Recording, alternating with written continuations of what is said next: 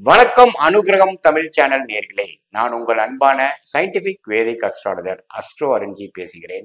நல்லது நினைப்போம், நல்லதே நடக்கும். இப்ப பாத்தீங்கன்னா ஏப்ரல் 2025 விருச்சிக ராசிக்காரர்களுக்கு எத்தகைய அமைப்பு இருக்க போகுதுங்கிறது நம்ம பார்க்கும் பொழுது, இப்போ ஆண்டு கிரகம் என்று சொல்லப்படுகிற குரு பாத்தீங்கன்னா ராசிவே பார்த்துட்டு இருக்கிறார். மே 14க்கு அப்புறம் தான், ஏப்ரல் மாதம் முடிஞ்சதுக்கு அப்புறம் தான் மாறி அஷ்டமத்துல போறார்.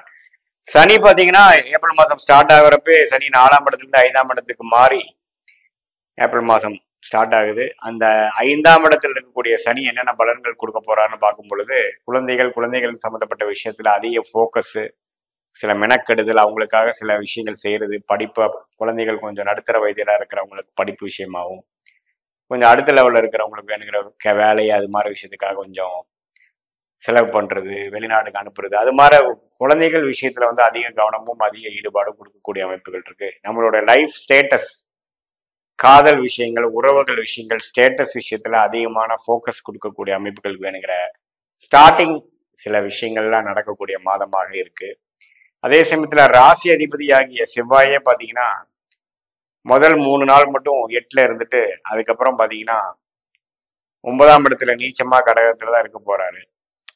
அது ஒன்றும் பெரிய ஒரு பாதிப்பு இல்லை நீச்சமா இருந்தாலும். அதே சமயத்துல 5ஆம் இடத்துல சூரியன், சுக்கிரன், புதன், ராகு, சனி எல்லாம் இருந்து இந்த குழந்தைகள் விஷயத்திலையும் ஸ்டேட்டஸ் விஷயத்திலையும் இந்த காதல், உறவு அது மாதிரி விஷயத்திலையும் அதிகமான ஒரு ஈடுபாடு, அக்கறையும் தேவைப்படுகிறது.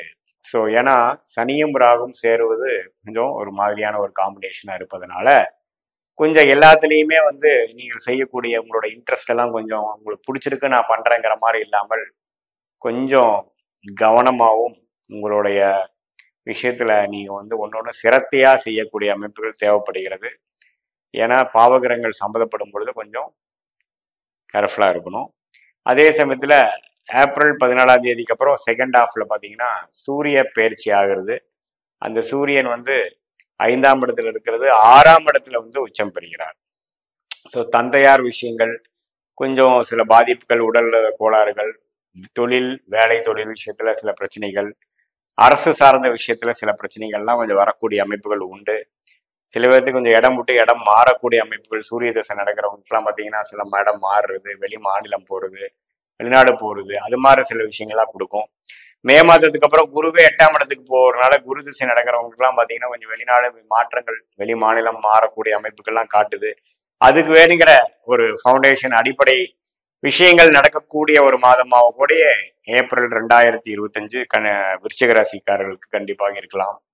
ஸோ பொதுவாக பார்த்தீங்கன்னா 3 பெரிய பயிற்சிகள் வந்து நடக்கிறதுனால ஒரு 45 நாள் இன்டர்வலுக்குள்ள மார்ச் 29, மே 14, மே 19ல சனி, குரு, ராகு, கேது பயிற்சிகள்லாம் அடுத்தடுத்து நடப்பதனால இந்த ஏப்ரல் மாதம் வந்து ஒரு டிரான்சிஷனரியான ஒரு பீரியடாக, ஒரு மாற்றங்கள், ஒரு இடத்துல இருந்து இன்னொரு இடம் மாறுவது, ஒரு மாதிரியான வாழ்க்கை அமைப்புலேருந்து இன்னொரு விதமான வாழ்க்கை அமைப்புக்கு மாறக்கூடிய ஒரு தருணம், ஒரு டெம்பரரியான ஒரு சின்ன தருணமாக இந்த மாதம் இருக்குது. அதுல முதல் பகுதி வந்து கொஞ்சம் கேர்ஃபுல்லாக இருக்கக்கூடிய அமைப்பு இருக்கு. ஏன்னா 5ஆம் இடத்துல இத்தனை கிரகங்கள் இருக்கும் பொழுது உங்களுடைய உறவுகள், குழந்தைகள், உங்களுக்கு பிடித்த விஷயத்துல எல்லாம் கொஞ்சம் கவனமா இருக்கணும். கொஞ்சம் எல்லாத்துலயுமே வந்து கிளாரிட்டியோட பண்றோமா, கம்யூனிகேஷன் கரெக்டா இருக்குதா, நாளைக்கு ஃபியூச்சர்ல ஏதோ பிரச்சனைகள் வரக்கூடியதாங்கிறதுலாம் கொஞ்சம் யோசிச்சு செயல்படுவது நல்லது. அதே சமயத்துல அடுத்த செகண்ட் ஹாஃப்ல இருந்து பாத்தீங்கன்னா இன்னும் மாதிரியான மாற்றங்கள் வருது. அதுக்கப்புறம் மே, ஜூனுக்கு அப்புறம் வரக்கூடிய மாற்றங்களுக்கு வேணுங்கிற ஒரு அடிப்படையா இருக்குதுங்க.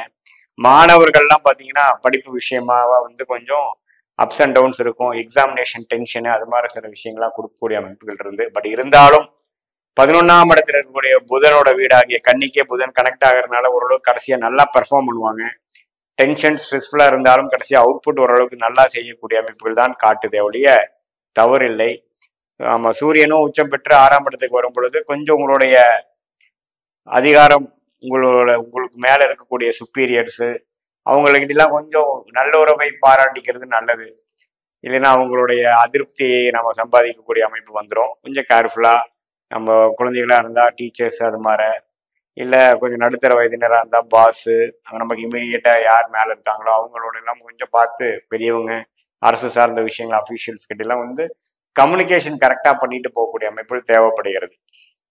மற்றபடி எல்லாமே ஓரளவுக்கு பரவாயில்லை.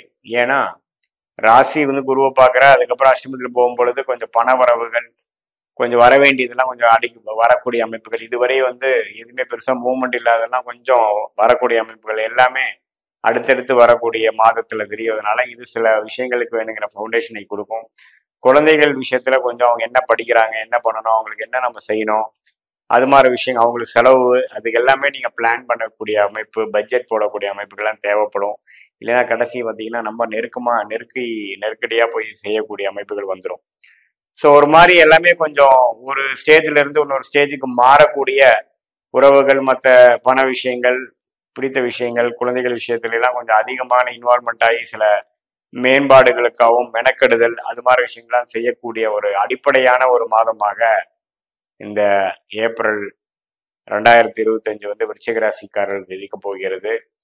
ஸோ இது வந்து ஒரு பொதுவான பலன்களை தவிர உங்களுடைய ஜென்ம ஜாதகத்துல எந்த லக்னத்துல பிறந்திருக்கீங்க, அந்த லக்னத்துக்கு ஏத்த தசாபுக்திகள் போய் கொண்டிருக்கிறதா, யோகமான திசைகளா, சுமாரான திசைகளா, அந்த தசநாதன் கோச்சாரத்துல எப்படி போயிட்டு இருக்கிறார், எந்த ஒரு கிரகமும் ஸ்தான பலம் எப்படி இருக்கு, லக்னத்துல என்ன மாதிரி கிரகம் இருக்காங்க, எந்த கிரகம் அதிகமான வலிமையோட இருக்குங்கிறதெல்லாம் பார்த்து நீங்க எந்த மாதிரி துறையில போவீங்க, எதுல போனா ஜெயிக்கலாம், எது எப்படி நடக்குங்கிறதெல்லாம் துல்லியமாக இந்த கோச்சார அமைப்பையும் மிக்ஸ் பண்ணி பார்க்கும் பொழுது short term long term prediction of your jathagam வந்து துல்லியமாக நம்ம பார்க்கலாம். இந்திய வேத ஜோதிட பிரகாரங்கிறது நீங்க தெரிஞ்சுக்கலாம். இது ஒரு பொதுவான பலன்களை. மீண்டும் மற்றொரு காணொலியில் சந்திப்போம். நன்றி, வணக்கம்.